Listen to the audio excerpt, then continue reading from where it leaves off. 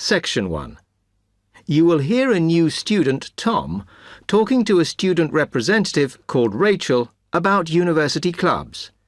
You now have 30 seconds to read questions 1 to 4. Hi, welcome to Freshers Week. I'm Rachel. Can I help you? Oh, hi. Yes, I was hoping to find out about some clubs I could join. Well, all the club stands are here in this hall. What were you interested in? Not sure. I wanted to do something where I could meet people. Well, take this leaflet with details of all the clubs and see what you think. Oh. It'll probably depend on what day you're free. Like on Mondays, there's the film club. Then on Tuesdays, you've got the climbing club. That's really good. I'm in that. Then on Wednesdays, you've got chess, if you want something a bit more intellectual. But you should look through carefully because all the clubs run extra activities as well as their normal meetings. Oh, yes, I see. So it looks like the film club has discussions after the films. I'd quite like to go to those. Then climbing. Goodness. It says here that the university has its own climbing wall. That's impressive. And they go on weekend trips. Cool. And it says the chess club normally just does games with whoever turns up. But it also runs competitions sometimes. But I bet you've got to be pretty good to do that. Yes, I think so. And how many people are in the clubs? Are they all really full? Well, obviously they're all different. So, for example, the film club has just increased its membership from 85 to 125. But I think they're hoping to extend it to 150. The climbing club's quite small, 40 people. And the chess club is fairly healthy at 55. Right. OK. So who do I see if I want to join these clubs? Well, if you go round the stands and speak to the people there, for the film club, that's the events organiser. For climbing, you'll need the club secretary, and the chess club is organised by one of the maths tutors. OK? Yep. I think I'll start with the climbing club. It sounds good. Oh, well, as I said, I'm in that, so I might be able to help you a bit. You now have 30 seconds to read questions 5 to 10. OK. It says in the leaflet that they get together twice a month. Is that right? Yes. Oh, you must join. It's really good fun. We go away quite a bit to North Wales, and every year we have a special excursion, usually to France, which is where we're going this year in the spring. The weather's too unpredictable in the autumn. Wow, that sounds good. But it must cost a lot. Yeah, but we try and save up for it through subscriptions. So rather than having a huge sum to pay in the month we go, we collect those weekly, so it spreads it out. Good idea. I think I'll definitely join. There are quite good benefits you get from joining. I mean, you need that, don't you? And the university clubs normally try and do deals with local businesses, so it's really worth joining. Like in the climbing club, they've got a special arrangement with one of the shops in town. So if you show your card, you can get money off equipment. Don't think the discount extends to clothes, though. That's really worth it then. I'll go over and talk to them now. OK. Hope you do join. Oh, and another thing I meant to say. If you do become a member, you automatically receive a magazine once a year.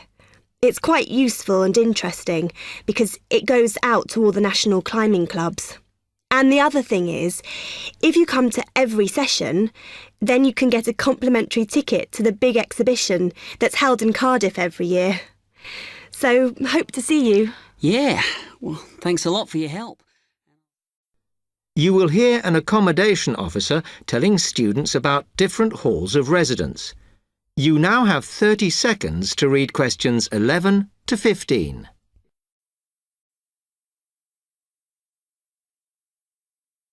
Good afternoon and welcome to Stanton University. I'm here to tell you about the various halls of residence we have available, should you choose to come here. We aim to offer accommodation in halls to all first-year students, and you'll find there's a good variety to choose from. First of all, there's Brown Hall, which, as you'll see, is not the most modern of buildings, but it is very popular with some students. It's got a good sense of community, some nice refurbished kitchens, and unlike the other halls, it has recently had a gym built in its basement. Another option is Blake Residence, which is built like a large house, and so everybody cooks and eats together. It has its own sectioned-off bit of private garden and is even more peaceful because this is an all-girls residence. Although, of course, boys are allowed to visit the hall and, I understand, frequently take part in cooking dinner. The largest hall we have is Queen's Building, and this has been upgraded recently. The original parking area has been built on so that the hall now has a large common room, and each bedroom now has its own shower room, which many students regard as a real bonus. A further option is the Parkway Flats, which won an award for design in its day, and this building now has a preservation order on it. This has meant that only a limited amount could be done to upgrade it, and the surrounding area is important, so parking is not permitted around the flats. However, the flats do have many extra facilities, such as a special computer room, a small library, and a self-service restaurant. The cost of breakfast, lunch, and dinner is covered in the fees for this hall, so it does look a bit more expensive. The last residence we can offer you is Temple Rise, which again is slightly more expensive than other halls as the rooms are larger. This has got very lovely views across to the coast, and this more than compensates for the fact that bathrooms here are shared between 6 students. However, the hall has domestic staff who clean the rooms once a week, so this is perhaps an attractive option for the messier amongst you. You now have 30 seconds to read questions 16 to 20. Now, if I can just show on this wall map here where they all are, you might like to go and have a look round. If you come into the main university entrance, at the first junction, you'll find that Brown Hall is on the corner opposite the theatre. So you're nice and near the station here, though I think it can get a bit noisy with traffic. The same applies to Blake Residence, which is directly facing the junction to the university entrance. These halls are often used by medical students and such like, as they're out all day, so don't notice the noise. Anyway, if you then walk along Campus Road towards the main circle, you'll see the library on the corner, and Queen's Building is just past that as you head north. You will find that it is quieter here, and you may get fewer visitors. By the way, the circle is quite a feature of the campus, as it's set into the hills and has a brand new sports center in the middle. It's worth going to look around it. Now, the Parkway Flats are on the opposite corner to the library, facing the circle, as you head towards the main buildings. The main buildings are only about a 5-minute walk from here, and places in these halls go quickly, so my advice is to reserve your place as soon as possible. Then Temple Rise is inside the circle, next to the sports center, but further from the main university buildings. Now, if you'd like to go off and physically look... Section 3. You will hear 2 students, Jenna and Marco, discussing a business studies project they have to do. You now have 15 seconds to read questions 21 to 24.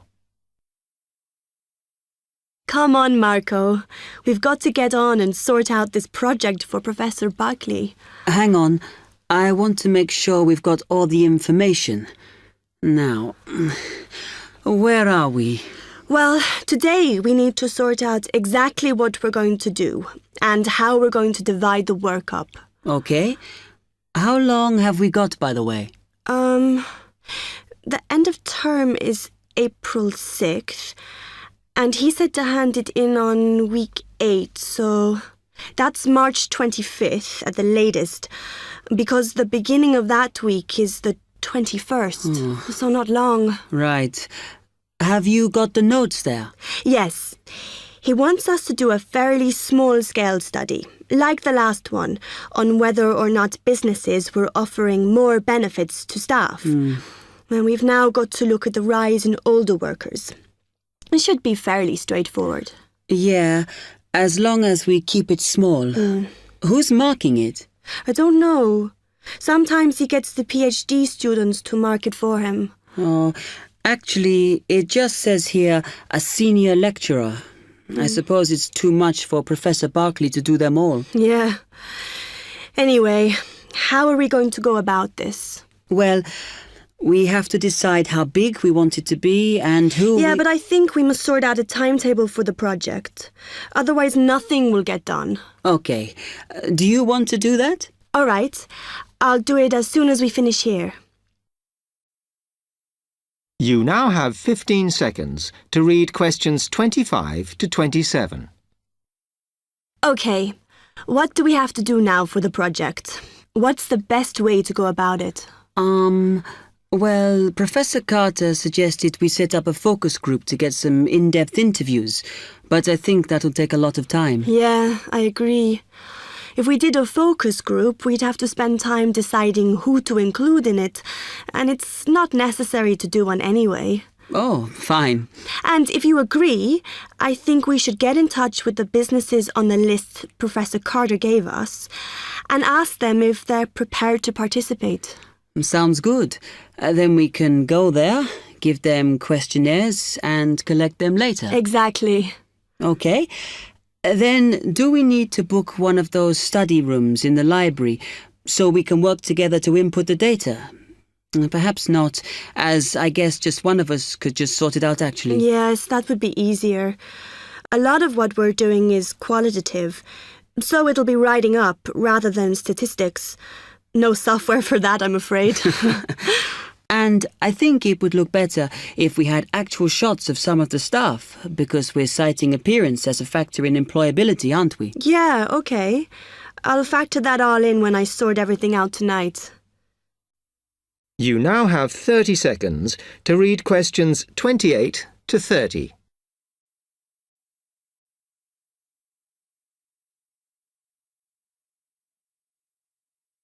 I'm glad we decided to work together. I think it's going to work out well. Yes, well, given that we had to work in pairs on this project, I think we were right to choose each other.